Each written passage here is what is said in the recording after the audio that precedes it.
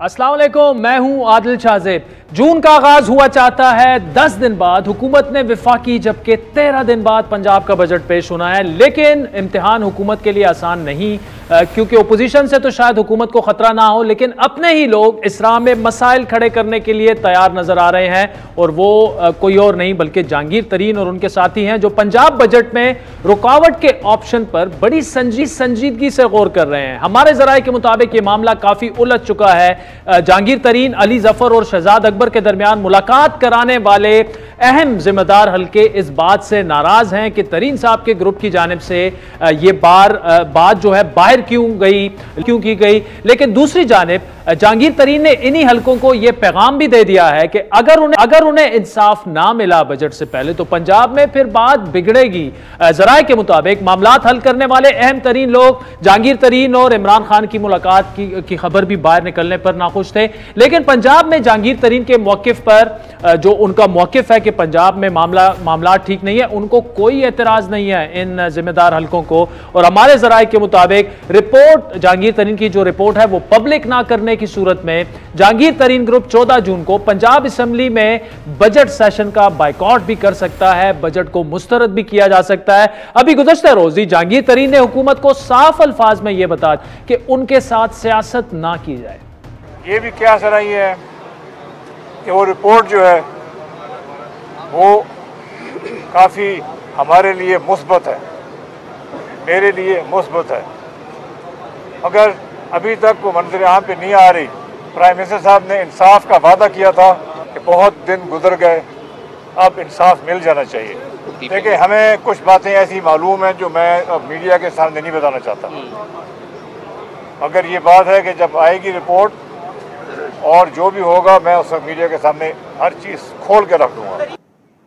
मुझे कुछ ऐसी बातें मालूम हैं जो मैं फिलहाल नहीं करना चाहता। यानी जहांगीर तरीन जो इनडायरेक्टली बिल्कुल एक धमकी भी दे रहे हैं हुकूमत को कि उनके पास जो राज हैं वो खुलकर सामने भी आ सकते हैं। जहांगीर तरीन और उनके साथी दावा ये कर रहे हैं कि बैरिस्टर अली जफर ने अपनी रिपोर्ट के हवाले से वज़ीर आज़म को आगाह कर दिया है कि तरीन साहब बेगुनाह हैं, उन्हें सियासत का निशाना बनाया जा रहा है। लेकिन दूसरी जानिब हुकूमत ये कह रही है कि ऐसा कोई मामला ही नहीं। खुद बैरिस्टर अली जफर ये कह चुके हैं कि रिपोर्ट अभी तक तैयार नहीं हुई, लेकिन साथ ही उनका यह भी कहना है कि इस रिपोर्ट की कोई कानूनी हैसियत भी नहीं होगी।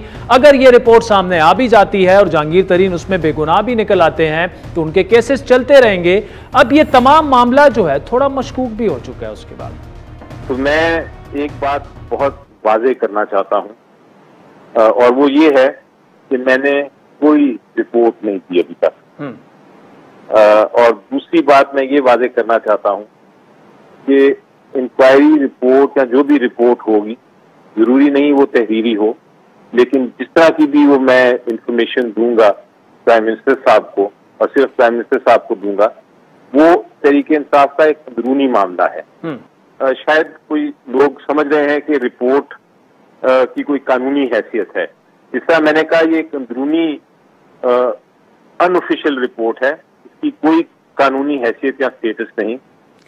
अब बैरिस्टर अली जफर साहब कह रहे हैं कोई उन्होंने क्लीन चिट नहीं दी, लेकिन जहांगीर तरीन ग्रुप अपनी बात पर कायम है। साथ ही इस तमाम सूरत हाल में ये तासुर भी जड़ पकड़ रहा है कि हुकूमत जहांगीर तरीन की रिपोर्ट के मामले पर अजीब कशमकश का शिकार है। अगर वो तरीन को क्लीन चिट दे देते हैं तो ये ताना मिलेगा, और मिलना भी चाहिए कि उन्होंने दोस्त को NRO दे दिया। लेकिन अगर जहांगीर तरीन को कसूरवार करार देती है तो फिर जहांगीर तरीन ग्रुप एक ऐसा सियासी चैलेंज बनकर खड़ा हो सकता है जो कि पंजाब हुकूमत को डुबो सकता है। तरीन ग्रुप इस तमाम मामले का जिम्मेदार जो है वो मुशीर दाखिला और एहतसाब शहजाद अकबर समेत शाह महमूद कुरैशी को भी ठहराता है, फैसल वाडा को भी ठहराता है। लेकिन शहजाद अकबर इन तमाम इल्जामात से इनकारी हैं। इस दौरान यह पेशरफ भी हुई है कि जहांगीर तरीन और उनके बेटे अली तरीन के केसेस की समाअत करने वाले एडिशनल सेशन जज को गुज़श्ता रोज तब्दील कर दिया गया और उनकी अबूरी जमानत जो है उनमें 11 जून तक तोसी कर दी गई। अब 11 जून बड़ी दिलचस्प तारीख है, क्योंकि 11 को उनकी पेशी भी है और उसी रोज विफाकी बजट भी पेश होगा, जबकि उसके 3 रोज बाद यानी 14 जून को पंजाब का बजट पेश होना है और हमारी इतलात के मुताबिक रवां हफ्ते के इख्तिताम पर जहांगीर तरीन ग्रुप की एक बड़ी अहम मुलाकात होने जा रही है, जिसमें मुस्तकबिल के लाए अमल को तय किया जाएगा और ऑप्शंस में पंजाब के बजट में रुकावट डालने की स्ट्रैटेजी भी शामिल है। ये इस बात पर लेकिन मुनसर है कि क्या तरीन साहब को बजट से पहले उनको रिलीफ मिलता है, उनकी रिपोर्ट पब्लिश कर दी जाती है। यहां आपको यह बात याद दिलाते चले कि तरीन ग्रुप का दावा यह है कि पंजाब असेंबली में उनके पास 30 अराकीन उनके साथ हैं। अब सवाल यह है कि यह अराकीन 14 जून के बजट इजलास में अगर वोट नहीं डालते तो पंजाब हुकूमत कहां खड़ी होगी। तमाम सूरत हाल पर बात करने के लिए हमारे साथ पीटीआई तरीन ग्रुप के अहम पंजाब असेंबली सलमान नईम मौजूद हैं, जबकि सीनियर तज्जियाकार मुजीबुर रहमान शामी साहब भी आगे चलकर हमें ज्वाइन करेंगे। सलमान नईम साहब, बहुत शुक्रिया। बजट में काफी कम दिन रह गए हैं। अब बात यह है कि बजट के बाद तो आपको किसी ने घास डालनी नहीं है, इस बात का इदराक आपको भी है। स्ट्रैटेजी क्या है? दिन बड़े कम रह गए हैं आपके पास, क्या करेंगे, क्या करने जा रहे हैं आप? जी बहुत शुक्रिया आदिल भाई अपने शो में इनवाइट करने का। देखें, ये मामला अप्रैल के शुरू में जो है ना वो शुरू हुआ था और उसके बाद काफी सारी पेशियों पर हम भी साथ जाते रहे। जहांगीर तरीन साहब बैंकिंग कोर्ट में, सेशन कोर्ट में पेश होते रहे अपनी इंटरम बेल के लिए और हर पेशी के बाद ही तकरीबन मीडिया टॉक करते रहे और यही बात करते रहे कि इंसाफ हमें दिया जाए। फिर प्राइम मिनिस्टर साहब ने भी अली जफर साहब को अपॉइंट किया, हम लोगों ने उसका खैर मकदम किया कि चलिए अच्छी बात है, किसी इंडिपेंडेंट आदमी को अपॉइंट किया है तो जो है ना वो दूध का दूध पानी का पानी हो जाएगा। लेकिन अली जफर साहब भी अभी तक अपनी रिपोर्ट जमा नहीं करवा सके। जो सुनने में बातें आई हैं वो यही आई हैं कि अली जफर साहब ने जो वर्बली प्राइम मिनिस्टर साहब को बताया है वो जहांगीर तरीन साहब की फेवर में है, लेकिन जाहिर है उसका कोई सबूत नहीं है और उसको भी हम क्लेम नहीं कर सकते ऐसा। तो हम इस वजह से चाहते हैं कि जो भी उन्होंने बात करनी है वो रिटर्न अपना प्राइम मिनिस्टर को पेश करें, क्योंकि प्राइम मिनिस्टर साहब ने एक तो उनको अपॉइंट किया और जाहिर है वो मीडिया पे भी सारे अवाम के सामने है कि अली जफर साहब को नॉमिनेट किया गया था इस चीज के लिए। तो अगर अभी तक उन्होंने रिपोर्ट नहीं जमा करवाई तो हमारा मुतालबा तो जायज है कि वो जल्द से जल्द रिपोर्ट जमा करवाएं ताकि हमें भी पता लगे कि हमने आगे हमारा लायअमल क्या होना चाहिए। नहीं, वो मुतालबा तो आपका रिपोर्ट उनकी अगर कंप्लीट है तो वो सामने आ जानी चाहिए, लेकिन कुछ ये भी कहा जा रहा है कि आपका कुछ इजलास हो रहा है और जुम्मे को शायद, और उसमें स्ट्रैटेजी तय की जाएगी कि शायद आप बजट का जो इजलास है या उसका वॉकआउट करें या बजट को मुस्तरदी कर दें। देखें, अभी तक तो कोई ऐसी मीटिंग नहीं बुलाई गई, लेकिन ये बात ठीक है कि पंजाब के जो मेंबर्स हैं वो ज्यादातर एग्रेसिव भी हैं, उनके अपने मसले मसाइल हैं, उनके अपने फंड्स के मसले मसाइल हैं, उसके अलावा और भी गवर्नमेंट से मसाइल हैं। तो वो ये चाहते हैं कि हम जो है वो ऐसी हुकूमत का साथ क्यों दें कि जो एक अवामी बजट ही पेश ना कर सके या फिर वो हमारे हल्कों के मसले मसाइल हल नहीं कर पा रहे जिनसे हमने वोट लिए, हमने उनको भी जवाब देना है। तो ये बात आपकी ठीक है कि ये जो है वो कंसीडर किया जा रहा है ज्यादा, बल्कि अक्सरियत राय ये है कि हम बजट इजलास का बाइकआउट कर दें। तो आपकी ये वाली बात तो ठीक है, लेकिन अभी तक कोई ऐसी मीटिंग नहीं कॉल की गई। 11 तारीख जो है वो जहांगीर तरीन साहब को मिली है इंटरिम बेल में, तो उम्मीद है कि 11 तारीख से पहले अली जफर साहब भी अपनी रिपोर्ट पेश कर देंगे और जो पंजाब हुकूमत के साथ मसाइल हैं वो भी कोई उनकी भी सुनवाई हो जाएगी। तो मतलब बेहतरी की उम्मीद है। लेकिन अगर तरीन साहब ने भी अपनी मीडिया टॉक में ये कहा है कि हमसे सियासत ना की जाए, हमें इंसाफ दिया जाए, तो सियासत अगर हमसे होगी तो फिर हम भी सियासत करेंगे ना, हम सियासत का जवाब तो फिर सियासत से देंगे। तो मेरा ख्याल है कि भाई चीजें बेहतरी की नहीं, देखिए आप सियासत से जवाब दें या ना दें, आपके पास चॉइस ही नहीं रह गई ना सलमान साहब। दिन बड़े कम हैं, अब आपके पास शायद ऑप्शन और कोई बचा नहीं है, खुसूसन जब ये कहा जा रहा है कि उनको 11 को तलब भी किया गया है, उनकी गिरफ्तारी की भी बात हो रही है। अचानक से अगर तरीन साहब को गिरफ्तार कर लिया जाता है तो आपके पास तो कोई स्ट्रैटेजी नहीं होगी, क्या करेंगे आप? जी बिल्कुल, स्ट्रेटजी सारी रेडी हैं। हमने सारी बातों पे डिस्कस किया हुआ है कि अगर वर्स्ट कम वर्स्ट जो होता है, जो सिचुएशन भी पैदा होती है, उसके बाद हमारा रिएक्शन क्या होगा, वो जब मौका आएगा उसे रिवील भी करेंगे हम उस स्ट्रेटजी को। लेकिन मैं समझता हूँ कि हुकूमत अगर इसमें सीरियसनेस का मुजाहरा करे, और हम कोई ये नहीं कह रहे कि अली जफर साहब जो है वो हमको हमने किसी को जबरदस्ती नहीं की कि वो रिपोर्ट जो है वो हमारे हक में दें या हमारे खिलाफ दें। हमने तो सिर्फ यही बात की है कि जो अली जफर साहब ने जो कंक्लूड किया है इस सारे मसले में, वो रिटर्न जो है वो प्राइम मिनिस्टर को भी पेश करें और जहांगीर तरीन साहब को भी पेश करें ताकि वो हमें अवाम के सामने आए और सारी चीजें जो है वो पाकिस्तानी लोगों के सामने आनी चाहिए कि किसके जो है किसके साथ ज्यादती हुई है और किसके साथ नाइंसाफी हुई है, पता लग जाएगा लोगों को। देखिए, खुद अगर आपके जराए ये कह रहे हैं, अली जफर साहब के हवाले से कहा गया कि उन्होंने क्लीन चिट दे दी और फिर भी अगर रिपोर्ट सामने नहीं आ जाती तो ये तो फिर इमरान खान से बड़ा सिंपल बुला के बैरिस्टर अली जफर को कह देते हैं कि जी आप देखिए इनके साथ इंसाफ करें। जहांगीर तरीन साहब इंसाफ मांग रहे हैं, उनका ग्रुप इंसाफ मांग रहा है, मीडिया पे जाके वो बातें कर रहे हैं, हमें मसले मसाइल हो रहे हैं, तो आप अली जफर साहब 2-3 दिनों में ये रिपोर्ट पब्लिक कर दें। ये तो वजीर आजम की सवाबदीद पर है। आपकी ये बात ठीक है कि राजा साहब ने जो बात की उसके बाद ये देखें, ये अभी कयास सराइयां हैं कि रिपोर्ट जो है वो किसकी फेवर में है और किसके अगेंस्ट है। ये तो अभी हम सिर्फ एज्यूम कर सकते हैं, सिर्फ अपनी इंफॉर्मेशन की बुनियाद पर या अपने जो है वो तज्जिया की बुनियाद पर। आपकी बात ये ठीक है कि प्राइम मिनिस्टर साहब अगर ये बात अली जफर साहब को करें कि रिपोर्ट वो दें, जाहिर है कोई टाइम फ्रेम भी कोई तय हुआ होगा उनका आपस में। अगर वो रिपोर्ट नहीं पेश कर रहे हैं सिर्फ इस वजह से कि वो रिपोर्ट जहांगीर तरीन की फेवर में है कि हम लोग उनके साथ फिर अच्छे रहेंगे, जब वो हमारे साथ ही अच्छे नहीं है और हम लोग कोई जायज मुतालबा नहीं कर रहे हैं। हम जायज मुतालबा ये कर रहे हैं कि हम अगर मैं समझता हूँ नहीं की जाती तो फिर हम भी अपना प्लान बनाने के बिल्कुल हक पे जाने पे। चले, सलमान नईम साहब, थैंक यू फॉर जॉइनिंग अस। साजिद, मामला बड़ा दिलचस्प हो चुका है। अब देखना ये होगा कि जहांगीर तरीन साहब का ग्रुप जो है वो अगले 2-3 दिनों में क्या फैसला करता है, क्योंकि बजट में काफी कम दिन रह गए हैं और ये बात भी सियासी पंडित इस पर तकरीबन एग्री हैं कि बजट अगर पास हो जाता है तो फिर तरीन साहब और उनके ग्रुप की मुश्किलात में इजाफा हो सकता है। तो जो भी इनका लेन देन हो सकता है, जो भी मामलात अगर तय पाने हैं हुकूमत के साथ और खान साहब और उनकी टीम के साथ, वो बजट से पहले ही इनको तय करने होंगे। तो वक्त चाहता है एक ब्रेक का, जिसके बाद इस बात को ज़रा आगे बढ़ाएंगे। शायद खकान अबाई साहब हमें ज्वाइन करेंगे। अगर तरीन साहब का ग्रुप वो फैसला कर लेता है कि बजट को मुस्तरद करना है, वॉकआउट करना है, बॉयकॉट करना है, जो भी स्ट्रैटेजी होगी, नून लीग क्या करेगी? क्या नून लीग जहांगीर तरीन साहब के ग्रुप के साथ मिलकर पंजाब का बजट मुस्तरद करवा सकती है? इस पर तफसीली गुफ्तगू करेंगे एक ब्रेक के बाद।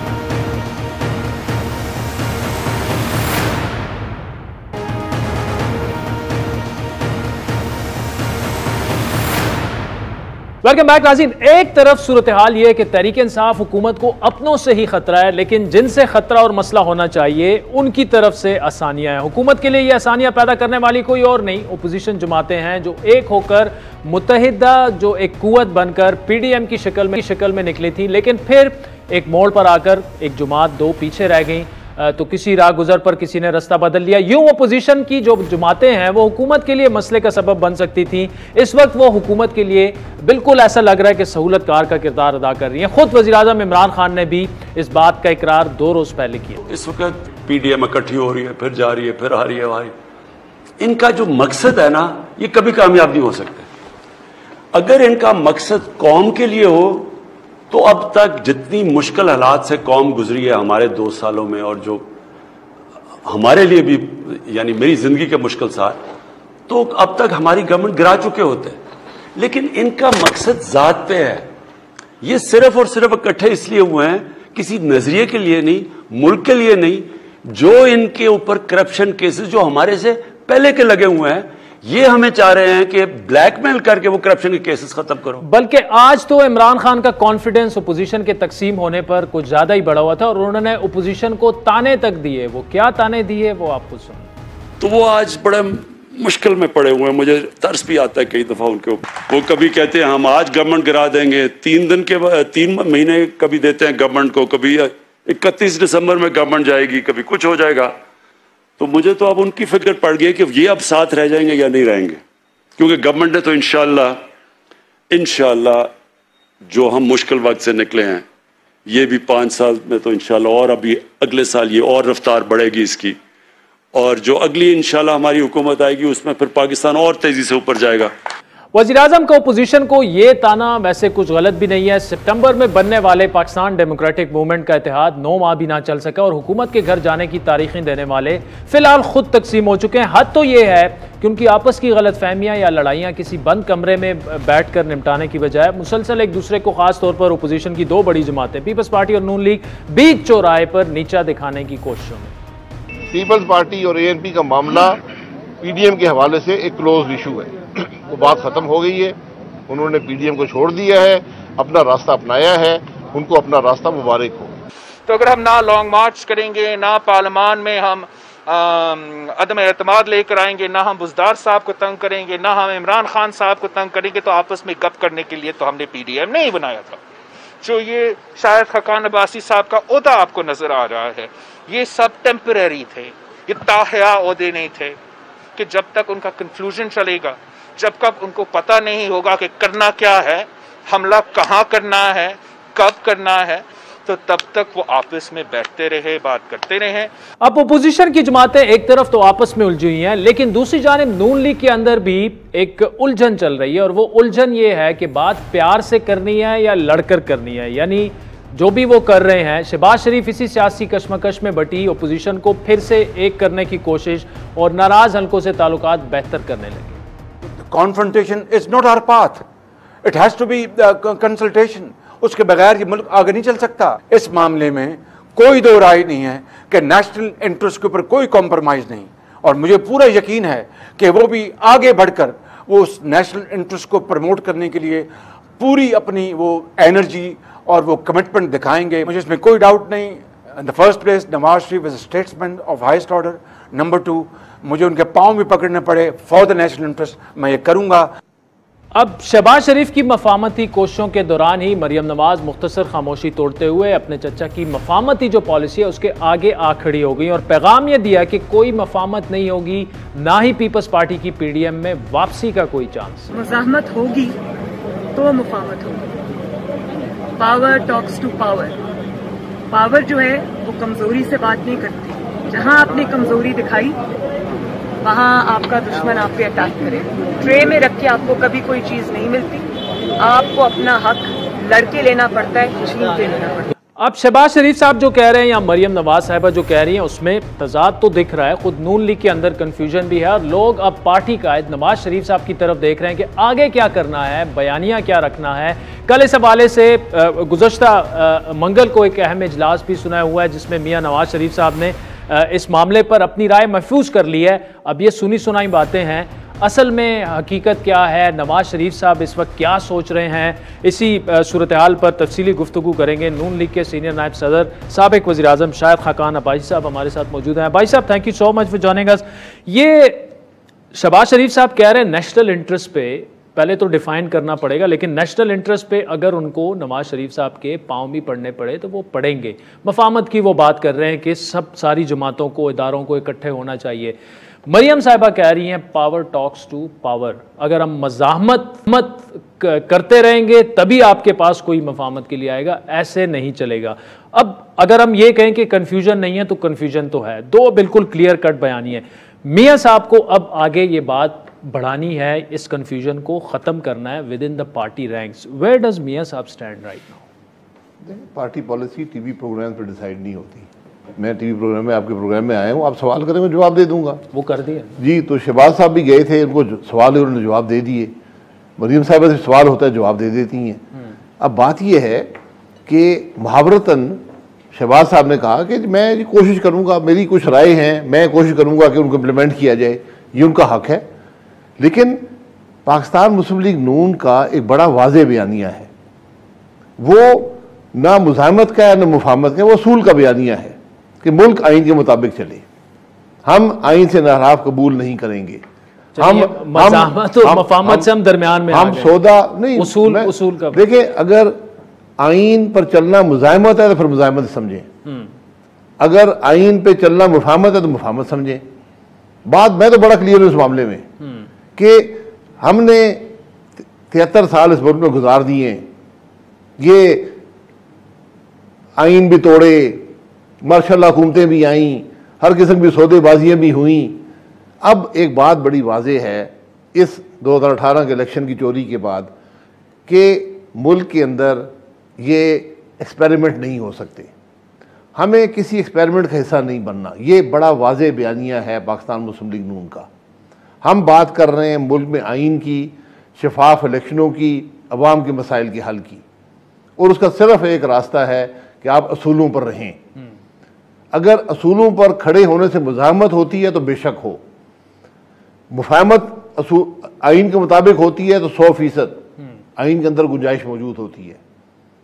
हर रास्ता आइन के अंदर मौजूद है, लेकिन आइन तोड़ने वालों के साथ बैठकर मुफाहमत की बात करना मुल्क नहीं चलेगा।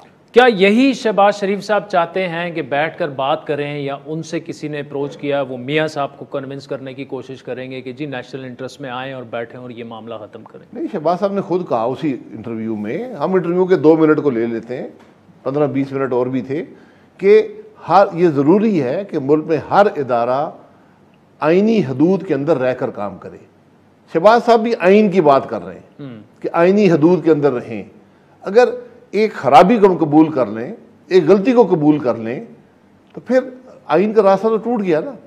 अगर मुफाहमत हम इसको नाम देते हैं कि हम आइन से इनहराफ कबूल कर लेते हैं, ये बात मुनासिब नहीं है, ये बात देरपा नहीं है। ये अबाई साहब, जो राना तनवीर साहब बड़े सीनियर रहनुमा हैं पार्टी के, वो ये कह रहे हैं कि जी ये कन्फ्यूजन अब मियाँ साहब को ख़त्म करनी चाहिए। जितनी क्लैरिटी आप में है तो शायद बाकी जो रहनुमा हैं कुछ में कम होगी, कुछ में आपसे ज़्यादा होगी, कुछ में, लेकिन वो कह रहे हैं कि इस वक्त हम कन्फ्यूजन का शिकार हैं जो कि ख़त्म होनी चाहिए। अब आपने दुरुस्त कहा, मरियम साहिबा सवाल का जवाब देती हैं, शहबाज शरीफ साहब सवाल का जवाब देते हैं, लेकिन उनके जवाबात में अगर मुतज़ाद चीज़ें रिफ्लेक्ट हो रही हैं तो वो चीज़ें हम आपके सामने रख रहे हैं कि यार ये कन्फ्यूजन जो है ये अब मियाँ साहब को ख़त्म नहीं करनी चाहिए। होती है, जो सवाल की नोयत होगी, हम इंसान हैं, आपने सवाल पूछा, उस वक्त कुछ और जवाब निकल जाएगा, कल को और बात करेंगे, थोड़ा सा फ़र्क आ जाएगा, हम इंसान हैं। राना तनवीर साहब पुराने सियासतदान हैं, मुझे कोई कन्फ्यूजन नहीं है, और ना ही मैंने मियाँ नवाज शरीफ साहब में कोई कन्फ्यूजन देखी है। उनका वो कह रहे हैं आइन के मुताबिक मुल्क को चलना चाहिए, मुस्लिम लीग नून सौदेबाजी करके इक़्तिदार की हिस्सेदार नहीं बनेगी। ये राना तनवीर साहब को भी पता है, ये हर मुस्लिम लीग के जो रहनुमा है उसको पता है। अगर किसी को नहीं पता तो वो मियाँ साहब से पूछ सकते हैं, शहबाज साहब से पूछ सकते हैं, मुझसे पूछ लें, मैं जवाब दे दूंगा। तो अगर शहबाज शरीफ साहब इस पे क्लियर हो जाए तो फिर तो बात ही ख़त्म हो जाएगी। शहबाज शरीफ साहब, मैंने उनको बिल्कुल क्लियर देखा है इस बात पे। बात कहने का तरीका फ़र्क हो सकता है, लेकिन जो असल मकसद है पाकिस्तान मुस्लिम लीग नून का, जो बयानिया है, उससे कोई इनहराफ नहीं है, इनहराफ हो नहीं सकता। ये मुस्लिम लीग नून का फैसला है कि आपने इसी तरह अगले इंतखाबात में जाना है, हमने किसी से बात नहीं करनी, कोई हम हर एक से बात करने को तैयार हैं, आईनी हदूद के अंदर रहकर। और ये बात एक ये भी है कि सौदे के लिए अवेलेबल नहीं है। अच्छा, सौदे के लिए नहीं है अवेलेबल, लेकिन ये बात अगर आप करेंगे तो क्या ये ड्राइंग रूम में करेंगे या खुल के करेंगे? खुल के अवाम के सामने बात हो, मुल्क की बात है ना, मैं जाती बात तो नहीं कर रहा हूँ, मैं इक़्तिदार तो नहीं मांग रहा ना, मैं इमरान खान तो नहीं हूँ, मैं तो बात कर रहा हूँ मुल्क के मसाइल की, कि जो हमने एक्सपेरिमेंट किया हाइब्रिड, वो नाकाम हो गया है, मुल्क दवाल वजीर है।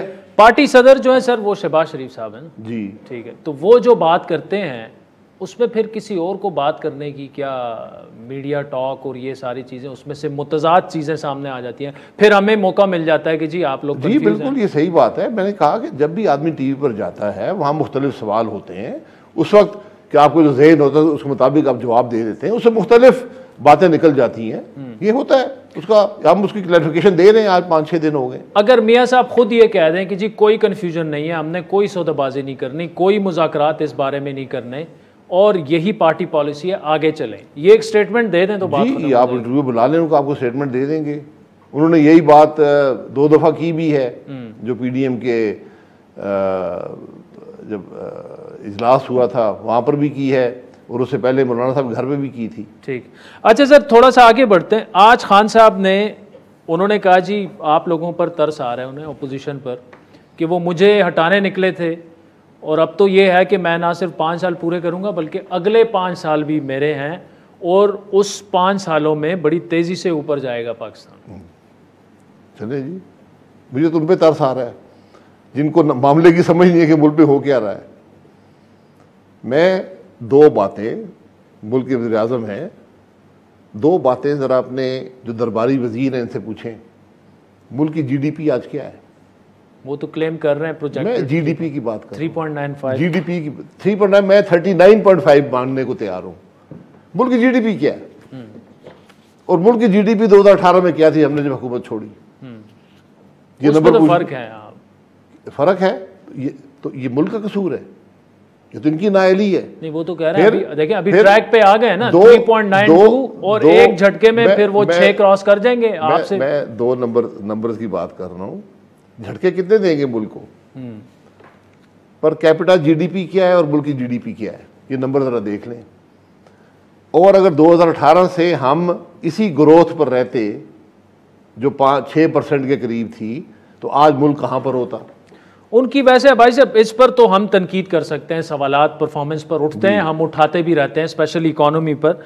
लेकिन उनका एक बात तो उनकी ठीक है ना कि ये लोग मुझे निकालने निकले थे, ये तो एक दूसरे से दस्तों गिरबान हो गए। हमने कभी नहीं कहा उनको निकालने निकले हैं, वो तो गिरे हुए हैं, ये गिरी हुई हुकूमत है। नहीं, लेकिन और मैंने हमेशा आपको कहा है मुल्क में जो आईनी रास्ता है हुकूमतें निकालने का, वो एस्टेब्लिशमेंट के साथ सौदा किए बगैर मुमकिन नहीं है, क्योंकि हमारा मुल्क आइन के मुताबिक नहीं चलता। इसलिए इमरान साहब उस हवाले से महफूज समझे अपने आप को, लेकिन मुल्क नहीं चल रहा, उस हवाले से वो अपनी कुर्सी उनकी जो उन्होंने छोड़ी हुई है, उनके इख्तियार में आज कुछ नहीं है, वो समझे कि मुल्क के बारे में कुछ सोच रहा है। सर आगे कुर्सियों के बारे में सोचने वाले मुल्क के बारे में नहीं सोच सकते। अब भाई साहब आगे बजट आ रहा है, क्या स्ट्रैटेजी है ओपोजिशन को मुत्तहिद करके आप उसकी कोई स्ट्रैटेजी तय करेंगे? दूसरा ये कि तरीन साहब, अब मेरी खबर ये है कि शायद वो पंजाब में उनके जो 30-35 लोग हैं वो बजट से वॉकआउट करेंगे, अगर उनकी रिपोर्ट सामने नहीं आती और ये नहीं कहा जाता कि वो क्लीन चिट उनको मिल गई है। अगर वो मुस्तरद कर देते हैं, आप लोग तो वैसे ही मुस्तरद कर देंगे, मुस्तरद हो जाएगा। मुस्तरद हो जाएगा। ये हुकूमत तो एक बेशरम हुकूमत है, वो तो इखलाकी दबाव होता है, ये बैठे रहेंगे। नहीं, कोई जॉइंट स्ट्रेटजी उनके ग्रुप के साथ आप बना सकते हैं, कोई पॉसिबिलिटी है? ये पार्लियामेंट्री पार्टी डिसाइड कर सकती है कि क्या स्ट्रेटजी है। अगर कोई ऐसी बात है तो ठीक है, हमें कोई से लेकिन उनका मकसद क्या है? अगर वो अपनी जान बचाने के लिए ये हमें इस्तेमाल करना चाहते हैं तो ये मुमकिन नहीं है। अगर वो वाकई समझते हैं कि पंजाब का सूबा नहीं चल रहा, ये वफाक नहीं चल रहा, और वो अपोजिशन का साथ देना चाहते हैं, तो बिल्कुल ये पार्लियामेंट्री पॉलिटिक्स का हिस्सा होता है। और आप उसके लिए तैयार हैं? जी बिल्कुल तैयार है। शाहिद खाकान अब्बासी साहब, thank you so much for joining us. साज़ीन, वक्त ब्रेक का, जिसके बाद तफसीली एनालिसिस लेंगे मुजीबुर रहमान शामी साहब से कि नून लीग क्या वाकई कन्फ्यूज़ है या हमें नज़र आ रहा है। आपने शाहिद खाकान अब्बासी साहब की गुफ्तगू सुनी। ब्रेक से पहले हमने सलमान नईम साहब जो तहरीक इंसाफ के जहांगीर तरीन ग्रुप के अहम रहनुमा है, वो ये समझते हैं, बल्कि उनकी स्ट्रैटेजी भी तैयार है कि शायद पंजाब का बजट नामंजूर होने दिया जाए। शामी साहब लाहौर में बैठे हैं, उनसे पूछेंगे कि खबरें क्या हैं लाहौर की हमारे साथ।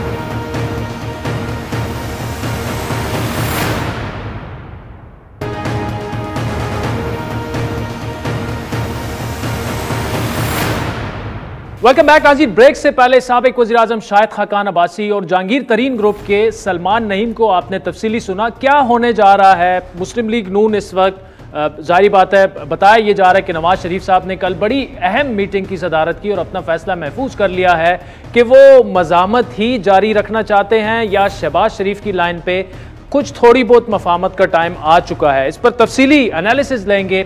सीनियर सहाफ़ी और तजज़ियाकार मुजीबुर रहमान शामी साहब हमारे साथ मौजूद हैं। शामी साहब, आगाज़ करेंगे नवाज शरीफ साहब के बयानिए से।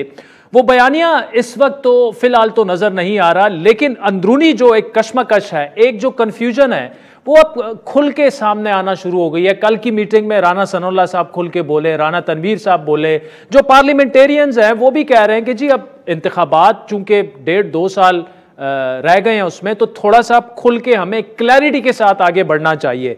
अब सर होगा क्या? क्या नवाज शरीफ साहब इस वक्त शहबाज शरीफ को या अपनी बेटी को नाराज करने की पोजीशन में, दोनों में से एक के पास उनको जाना पड़ेगा?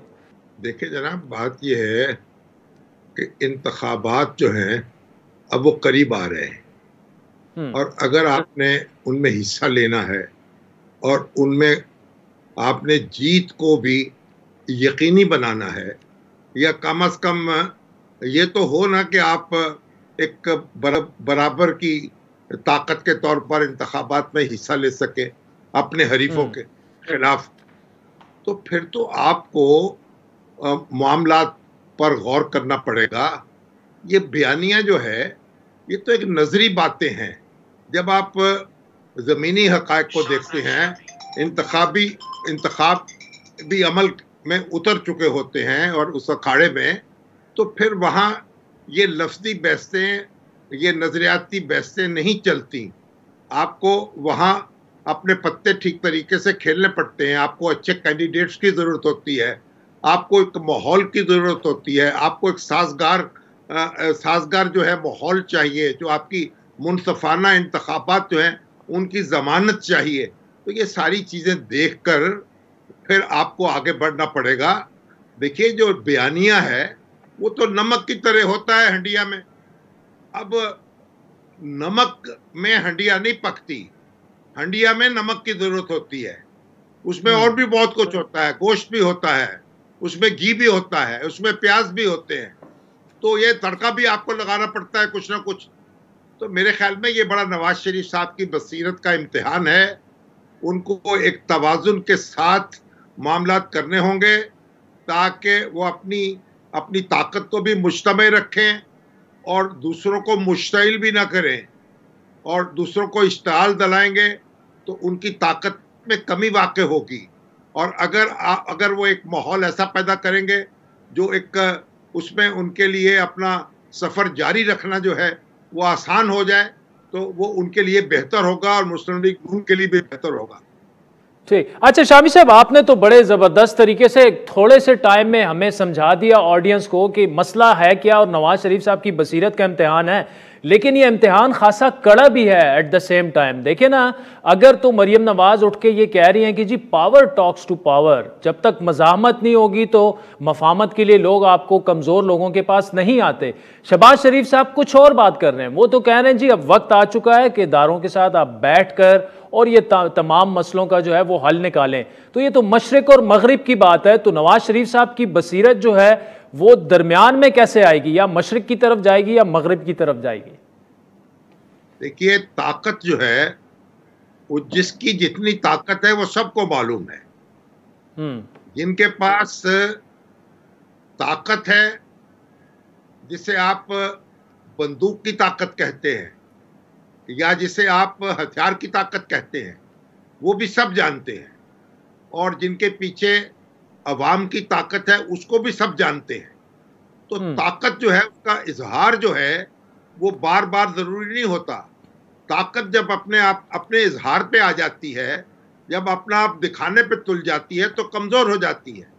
तो इसलिए ये कहना कि हम जनाब ताकत दिखाने के बाद दूसरों को मुफाहमत में मजबूर करेंगे या गोया नीचा दिखाएंगे, ये कोई होशमंदी नहीं है। जो आपकी ताकत है वो एक आपके डिपॉजिट की तरह है जो बैंक में पड़ा होता है। आपको भी मालूम है किसकी कितनी ताकत है, दूसरों को भी मालूम है कितनी ताकत है। एक दूसरे की ताकत का एहसास करते हुए आपको आगे बढ़ना होता है और रास्ता बनाना होता है। सियासत में तसादुम जो है वो कोई तसादुम तो बहुत आसान चीज है। पंजाबी का मुहावरा है कि लस्सी और लड़ाई जो है उसको जितना चाहे बढ़ा ले। मामला तो ये होता है जब उसे आप लगाम देते हैं अपने गुस्से को, और जब आप एक अपनी बसात जो है जमाते हैं। इसमें शामी से अहम सवाल ये भी है कि अगर अब मरियम नवाज की बात कर रहे हैं, उन्हें भी ये मालूम है कि इस वक्त क्राउड पुलर वही हैं, जो अट्रैक्शन है, जितने वो लाखों लोग जलसों में निकाल के लाई हैं, या नून लीग का जो बयानिया है, जो वोटर है वो नवाज शरीफ के बाद अगर किसी की सुनता है तो, बल्कि बहुत सी चीज़ों में तो ये भी कहा गया कि वो अपने वालिद साहब से भी ज़्यादा क्राउड को लाने की इस वक्त सलाहियत रखती हैं, तो और यंग भी हैं, तो ऐसे में वो क्यों मफामत की तरफ जाएंगी? आपकी बातें बिल्कुल ठीक है, दुरुस्त हैं कि रास्ता तो निकालना पड़ेगा, और पाकिस्तानी सियासत में रास्ते निकालने के बगैर हमने देख लिया कि क्या क्या हो सकता है लोगों के साथ। लेकिन वो क्यों ऐसा करेंगी इस वक्त? उनको अगर फर्ज करें कन्विंस करना हो तो कैसे करेंगे आप? देखिए जो ताकत है, ये क्राउड पुलर होना, ये जिम्मेदारी बढ़ा देता है आपकी। इस वक्त कोई मुस्लिम लीग नून अकेली प्लेयर नहीं है। अगर आप ये समझे कि इमरान खान साहब जो हैं वो जीरो हैं तो मैं ये बात नहीं मानूंगा। उनकी अपनी एक ताकत है, वो भी क्राउड पुल कर सकते हैं, उनमें भी सलाहियत है। वो जिंदा और तवाना मौजूद हैं, हर रोज अपने मुखालफिन पर झपटते हैं और पलटते हैं, उनका लहू भी गर्म है। आप ये ना समझे कि आपको वॉकओवर मिल गया है। सियासत में वॉकओवर नहीं मिलते। रास्ता बनाना होता है और अपने अपने हरीफ जो है उनकी ताकत का भी एहसास करना होता है। तो इसलिए ये सियासत क्या है, इंतखाबी सियासत क्या होती है? ये 19-20 का खेल होता है, 18-20 का खेल होता है। तो इसलिए ये कोई ऐसा नहीं है कि एक का और 90 का और 1 का 99 का खेल नहीं है। ये बात आप समझें, यानी आपके पास वाकओवर नहीं है। अभी भी आप देखें, चंद नशिस्तों के फर्क से आप अपोजिशन में चले जाते हैं, कोई हुकूमत में बैठ जाता है। भाई ये पावर पॉलिटिक्स है। पार्टियां जो बनती हैं, सियासी पार्टियां बनती हैं, इंतखाबात में हिस्सा लेती हैं, इख्तदार हासिल करने के लिए लेती हैं। ठीक है, उनका अपना मंशूर होता है, अपना एजेंडा होता है, अपनी खिदमत के एक नारे होते हैं, उनका तरीका होता है, लेकिन वो इख्तदार हासिल करके ये काम करना चाहती हैं। तो ये आपको अपनी बड़ी दानाई के साथ आगे कदम बढ़ाना पड़ता है, रास्ता बनाना पड़ता है, मुश्किलात को कम करना पड़ता है। शामी साहब, यही बात तो शहबाज शरीफ भी कर रहे हैं, यही बात तो शहबाज शरीफ ने। फिर तो मियां साहब की बसीरत सीधा जब आपके जवाबात से लग रहा है कि शायद उसी तरफ फिर जाएगी। देखिए, शहबाज शरीफ साहब जो कह रहे हैं वो जमीनी हकीकत जो है उसका इदराक कर रहे हैं, और मेरा ख्याल है ये इदराक नवाज शरीफ साहब को भी है। मामला सिर्फ एम्फेसिस का है कि आपने कब कहां किस पर चोट लगानी है। लेकिन दोनों को जौहरी फर्क नहीं है। वो भी चाहते हैं कि उन्हें कामयाबी मिले और वो भी चाहते हैं कि उन्हें कामयाबी मिले। लेकिन सवाल ये है कि कामयाबी के लवाजमात तो आपको पूरे करने होंगे ना। तो आपको अपने मुखालफिन को कमजोर करना है, उनकी ताकत में इजाफा नहीं करना। ठीक। अच्छा शामी साहब, जाते जाते तरीन साहब की क्या स्टोरी है? कल बड़ा अहम उन्होंने बयान दिया कि जी अब तो इंसाफ हो जाना चाहिए, वो रिपोर्ट अब सामने लाएं। अब मामला ये है, तरीन साहब और उनके साथियों को भी एहसास है कि इनके पास यही 8-9 दिन है। बजट से पहले अगर उन्होंने कुछ निकलवा लिया इमरान खान साहब से, चाहे वो NRO का नाम दें, क्लीन चिट का नाम दें, यही विंडो है उनके पास। बजट के बाद उन्हें इदराक है कि उनकी किसी ने नहीं सुननी। तो क्या हो सकता है? क्या पंजाब में कोई गड़बड़ हो सकती है बजट में? कौमी असम्बली में तो वो ऐलान कर चुके हैं कि हम पास कर देंगे। देखिए, अगर मुस्लिम लीग नून और जहांगीर तरीन के दरमियान राब्ते होंगे तो वो मिलकर कोई नतीजा प्रोड्यूस कर सकते हैं, वरना वो सहरा में बैठ जाएंगे और उनका हवा में उड़ जाएगी उनकी ताकत। तो इस वक्त जहांगीर तरीन जो है वो भी गोमगो का शिकार है, और मुस्लिम लीग नून जो है वो भी गोमगो का शिकार है। तो उनको कोई अपना वक्त जो है वो उसका तयन करना पड़ेगा। ये गोमगो ज्यादा देर नहीं चलता। अच्छा शामी साहब, मुख्तसरन ये जो गोमगो का शिकार हैं दोनों, ये कम से कम अदम एतमाद पे ना सही, लेकिन बजट पे तो अगर नून लीग कह रही है अभी से कि अवाम दुश्मन बजट है, और यही लाइन तरीन साहब ले लें, तो कम से कम इस लाइन पे बजट को मुस्तरद करने के लिए तो साथ में बैठा जा सकता है। पॉसिबिलिटी है। अगर ये मिल जाए तो बसात उलट जाएगी। मगर ये जब तक अगर ये अपनी अपनी जगह ये जॉगिंग करते रहेंगे तो अपनी एनर्जी जो है वो उसको दांव पे लगाएंगे। तो सियासत में बहुत कुछ देखना पड़ता है। अपने देखिए ना, दोस्त का दोस्त जो है वो भी दोस्त होता है, और दोस्त का दुश्मन जो है वो भी दुश्मन होता है। तो सियासत जो है वो उसमें ये दोनों अभी तक जो है इन्होंने एक दूसरे को ऐसा कोई इशारा नहीं दिया कि जिससे ये समझा जाए कि ये एक दूसरे से हाथ मिला सकते हैं। और जब तक ये ऐसा इशारा नहीं देंगे या ऐसी कोई मूव नहीं करेंगे, उस वक्त तक मैं नहीं समझूंगा कि इनकी बात जो है ज्यादा तवज्जो से सुनी जाएगी। मुजीबुर रहमान शामी साहब, thank you so much for joining us. साज़ीन, वक्त चाहते हैं एक ब्रेक का, जिसके बाद कोरोना वायरस की भी बात करेंगे, लेकिन साथ में आज़ाद जम्मू कश्मीर के इंतखाबात की बात करेंगे। NCOC की रिकमेंडेशन ये है कि वहां पर केसेस की वजह से 2 महीने इन इंतखाबात को डिले किया जाए। आज़ाद जम्मू कश्मीर के प्राइम मिनिस्टर हमें ज्वाइन करेंगे हमारे साथ।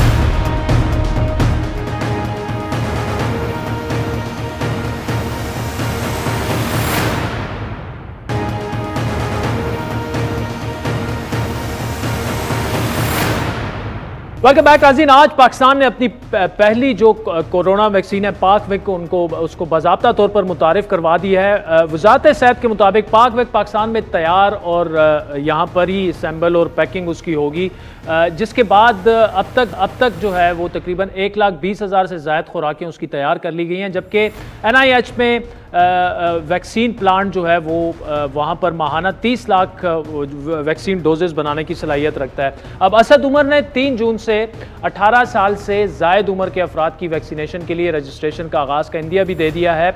और NCOC के अदाद शुमार के मुताबिक मुल्क भर में एक रोज़ में कोविड से तकरीबन 43 अफराद जाम बहक हुए, जिसके बाद अमवात की तादाद 20,000 से तजावुज़ कर गई और 2,000 नए केसेस रिपोर्ट हुए। अब यहाँ पर तस्दीक शुदा केसेस की तादाद जो है पाकिस्तान में वो 9 लाख से तजावुज़ कर चुकी है और मुल्क में कोरोना मस्बत केसेस की शरह जो है वो 4% है इस वक्त। एक तरफ मुल्क में कोरोना की सूरत हाल में अगर देखा जाए कदरे बेहतरी आ रही है और हुकूमत मुल्क भर में आयद पाबंदियों को आहिस्ता आहिस्ता ख़त्म करने की तैयारी कर रही है, लेकिन दूसरी जानिब इस मामले को हुकूमत सियासी मकासद के लिए इस्तेमाल करना चाहती है। ये इल्ज़ाम है हुकूमत का। हुकूमत जो है वो दोरे मेयार की तर्जुमानी कर रही है। ये भी मौक़िफ़ है मुस्लिम लीग नून का। आपको याद दिलाते चले कि 29 जुलाई को आज़ाद कश्मीर असम्बली अपनी मुद्दत पूरी कर रही है और उसके खात्मे से 60 दिन पहले इलेक्शन का इनेकाद किया जाना होता है, लेकिन हुकूमत इन इंतखाबात को कोरोना वबा के बायस मुलतवी करना चाहती है। NCOC की रिकमेंडेशंस है, लेकिन आज़ाद कश्मीर में कोरोना की सूरत हाल की अगर बात की जाए तो वहाँ अब तक 19,000 मरीज़ रिपोर्ट हुए, जबकि कुल 544 वफात पा चुके हैं और वहाँ पर सूरत हाल जो है वो भी कदरे बेहतर होती जा रही है। लेकिन दूसरी जानिब 2 रोज़ पहले अचानक ही NCOC की मरासला जारी की गया, जिसमें आज़ाद कश्मीर इलेक्शन मुलतवी कराने की सिफारिश जो है वो की गई है। अब इस सिफारिश पर अपोजिशन जमातों की जानिब से शदीद रद्द अमल आया। नून लीग ने इस मरासले को फौरी वापस लेने का मुतालबा किया। पीपल्स पार्टी के बकौल PTI को आज़ाद कश्मीर में कोई उम्मीदवार नहीं मिल रहा। अब बड़ा सवाल यही है कि जब हुकूमत इस बात के शादियाने बजा रही है कि मुल्क में कोरोना की सूरत हाल काबू में है, तो फिर आज़ाद कश्मीर में इलेक्शन मुलतवी करने का जवाब क्या है? और दूसरी बात यह कि वहाँ की जो मकामी क़यादत है, खुसूसन वहाँ के प्राइम मिनिस्टर वज़ीर आज़म साहब, वो इस पर क्या सोचते हैं? तो इसी पर तफसीली बात करेंगे। हमें ज्वाइन किया आज़ाद कश्मीर के वज़ीर आज़म राजा फारूक हैदर साहब ने। राजा साहब, NCOC ने रिकमेंडेशन दे दी है कि कोविड की वजह से इंतखाबात वहाँ पर 2 माह के लिए मुलतवी किए जाएँ। अब मेरे ख्याल में रिकमेंडेशन तो बुरी नहीं है, कोविड की सिचुएशन है, जल्द से जुलूस होंगे, उससे कोरोना फैल सकता है। आपको क्या प्रॉब्लम है इस रिकमेंडेशन से? आज़ाद कश्मीर में कोई ऐसी अलार्मिंग सूरत नहीं, हमारे बड़े साफ सुथरे टेस्ट होते हैं, तो इसमें कोई ऐसी बात नहीं है कि आज़ाद कश्मीर ऊपर जा रहा है और ये जो है ना बाकी मुल्क नीचे जा रहा है, ये मुमकिन नहीं है, ये बात नहीं है। दूसरी बात रह गई है कि जो इलेक्शन वाले से बात की थी, ये बड़ा सिंपल है, ये इनको पता ही कुछ नहीं है, ये कानून से नापक इनके ये लोग गुजरा बैठे हुए। मैं तो असद उमर साहब को बड़ा समझदार आदमी समझता था। फर्ज कीजिए कि अगर उनके ख्याल में ये था कि जी जुलाई में जो है जी वो बढ़ जाएगा और आज़ाद कश्मीर में, आवाज आ रही है मेरी? जी आ रही है, बोलिए आप। जी कि ये अपना बड़ा खतरा है। तो मसला ये है यहाँ पाकिस्तान में नहीं हुए जमीनी इलेक्शन। दूसरी बात ये थी कि ये कोई बाई इलेक्शन नहीं है, ये जनरल इलेक्शन है, ये आईन के तहत होना, इसको कोई आगे पीछे नहीं कर सकता। सिवाय इसके होना चाहिए ये था, ये वज़ारत मुल्क कश्मीर को लेटर लिखते, वो मुझे लेटर लिखता घुमता फेजे को, हम हेल्थ वालों को बुलाते, हम इलेक्शन कमीशन से बात करते कि इसके बारे में क्या किया जा सकता है। अब इलेक्शन जो है ना पोस्टपोन करना 2 महीने नहीं 2 मिनट भी जो है ना वो नहीं कर सकता कोई, सिवाय इसके कि आज़ाद कश्मीर की असम्बली आईनी तरमीम के जरिए असम्बली की मुद्दत को बढ़ाए। वो 1 दिन बढ़ाती है, 2 दिन बढ़ाती है, 2 महीने बढ़ाती है, 4 महीने बढ़ाती है, जितनी वो बढ़ाती है। अब ये कहते हैं जी हमने 21 नवंबर तक 10 लाख लोगों को वैक्सीन करेंगे, हमारी आबादी 45 लाख है, तो बाकी किधर जाएंगे? तो मैं आपसे अर्ज करना चाहता हूँ ये, हमारे यहाँ अभी तक 1 लाख लोगों को वैक्सीन है। वैक्सीन मैंने तो मेरे कंट्रोल में तो नहीं है, ये देंगे तो हम लगाएंगे। अब मसला ये है कि ये इस तरह नहीं हो सकता। इलेक्शन कमीशन का जो इख्तियार है वो बाख्तियार इदारा है, उसका काम आता है कि जब इलेक्शन शेड्यूल का ऐलान हो और वो आखिर वक्त तक के जब उनके रिजल्ट जो है वो असम्बली के जो है वो डिक्लेयर करता है कि जी ये असम्बली के रिजल्ट डिक्लेयर हो गए। वो हमारा इलेक्शन कमीशन भी वैसा ही इख्तियार रखता है जैसे पाकिस्तान का, लेकिन इलेक्शन को पोस्टपोन करने का इख्तियार उसके पास नहीं। राज साहब देखें, अर्ज ये है कि सिचुएशन इतनी अच्छी भी नहीं है पूरे मुल्क में, फिर आज़ाद कश्मीर में भी कुछ ऐसी सूरत हाल है। अगर थोड़ी देर के लिए, क्योंकि पेंडेमिक है, अगर 2 महीने के लिए इंतखाबात मुलतवी हो जाते हैं तो उसमें कबाहत ही क्या है? अब 2 महीने बाद हो जाएंगे, जो भी आईनी तकाजे हैं वो पूरे हो जाएंगे। इसमें अगर वाली बात है ही नहीं, ये अगर वाली बात है ही नहीं है, ये तो आइन को तोड़ने वाली बात है जी कि अगर हो जाए। बाकी रह गई आपकी दूसरी बात, हमें जो है ना वो जो हम वो कहते हैं अंग्रेजी में के वी आर स्माइलिंग सम्राट, वो ये कि गिलगित में भी ऐसे किया था कि इन्होंने 4-6 महीने के बाद बढ़ाए थे उनको, क्योंकि वहाँ उसको था नहीं, को पसंद आए, इधर से तोड़ी उधर से तोड़ा, अभी हमारे 2 नंबर तोड़े और वो अपना ये नखराबी करने की कोशिश की। तो ये चूंकि इन्होंने खुद का इमरान खान कहा था जी हम जीत नहीं सकते इलेक्शन, तो ये काम करना चाहते हैं। तो वो मैं आपसे अर्ज करना चाहता हूँ कि उस आड़ में ये जो करना चाहते हैं ये आइन में तरमीम के बगैर हो नहीं सकते। इमरान खान साहब जो मर्जी करें, ये जाकर उधर जो है ना जो मर्जी कर ले, या हुकूमत पाकिस्तान जो मर्जी कर ले, ये आजाद कश्मीर का इख्तियार जो है ना ये इसके पास जो है ये असम्बली के पास है। बात यह है कि एनसीओ की हैसियत क्या है, वो एक इदारा ऐसा है जिसमें हम लोग बैठते रहते हैं, वो जो चीफ सेक्रेटरी मारे जाते हैं। मैं कोई उससे नहीं कह रहा कि लोगों की जान को खतरा डाले, लेकिन उसका तरीका कार है, आप जो आईनी तरीका अख्तियार करें, अगर वो कर रहा है पता हम असम्बली की मदद को बढ़ाएंगे। राजब देखिए, प्रॉपर तरीक़ाकार की अगर बात करें, एक्ट आ जाए, आप आईनी तरमीम की बात कर रहे हैं, तो वो तो फिर तो आपको काबिल कबूल होना चाहिए। अगर ऐसे कर ले गवर्नमेंट, आप ही नहीं करना है वो तो मैं करूंगा ना जी, फिर मतलब ये वो तो मैंने करना है, मेरी पार्टी इख्तियार में है ना, ये कौन है, वो तो मैंने करना है, वो मेरी पार्टी ने करना है, वो जिसको 2 थे एक्चुअली तासर असम्बली के अंदर, वो एक अलग बात है, देखना पड़ेगा कोई है भी कि नहीं है। ये हमारी हेल्थ जो वो है अपना जो मिनिस्ट्री ऑफ हेल्थ है वो क्या कहती है, रिपोर्ट क्या है इस पर बैठकर, इसलिए कि ये टाइम भी थोड़ा है, ये 8 से लेकर 10 के दरमियान किसी को जो इलेक्शन शेड्यूल का ऐलान भी हो जाएगा और उसका रिवर्स करना मुमकिन नहीं होता। तो बात यह है कि ये इन्होंने समझा कि बस वैसे ही हमें कोई लिख देंगे तो बस वो उसको चीफ इलेक्शन कमीशन को चीफ सेक्रेटरी को वो कर दे, चीफ इलेक्शन कमीशनर एक लम्हे आगे पीछे नहीं कर सकता, उसका काम है फेयर एंड फ्री इलेक्शन करवाना। वो हमारा इलेक्शन कमीशन है, पाकिस्तान का तो नहीं है, ये हमारा अपना इलेक्शन कमीशन है, इसके पास भी इख्तियार है जो पाकिस्तान के इलेक्शन में इख्तियार है। तो मतलब अब क्या अपना ख्याल है, पाकिस्तान का इलेक्शन कमीशन पाकिस्तान के आम इंतखाबात को डिले कर देगा जब असम्बली की मदद पूरी नहीं कर सकता वो। तो इसलिए यह है कि हमारा बड़ा अच्छा इलेक्शन कमीशन है। चले राजा फारूक हैदर साहब, thank you so much for joining अस। नाज़रीन, आज के प्रोग्राम पर आपके मुंतज़िर रहेंगे। हमारा ट्विटर हैंडल है @आदिल शाज़ेब। मुझे मेरी टीम समेत इजाज़त दीजिए।